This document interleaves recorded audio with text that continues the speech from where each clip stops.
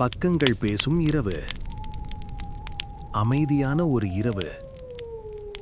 மலர்களால் சூழப்பட்ட மேசையின் மீது ஒரு பழைய மாய புத்தகம் திறந்து கிடந்தது. அதன் மேல் அமைதியாக அமர்ந்திருந்தது கருப்பு பூனை. அதன் பெயர் ரகசியம். அந்த புத்தகம் சாதாரண புத்தகம் அல்ல.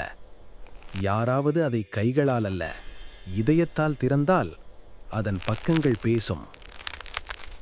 ஒரு நாள் தோல்வியால் மனம் உடைந்த ஒரு இளைஞன் அங்கு வந்தான். என்னால் முடியாது என்று அவன் மெதுவாக சொன்னான். அவன் புத்தகத்தை திறந்தவுடன் காற்று மெதுவாக வீசியது. பூனை அவனை நேராக பார்த்தது.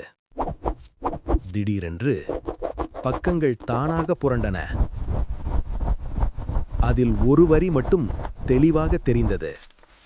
தோல்வி என்பது முடிவு அல்ல, அது ஒரு புதிய தொடக்கம்.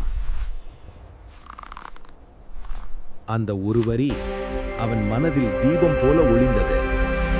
மறுநாள் அவன் மீண்டும் முயன்றான். இந்த முறை நம்பிக்கையுடன்.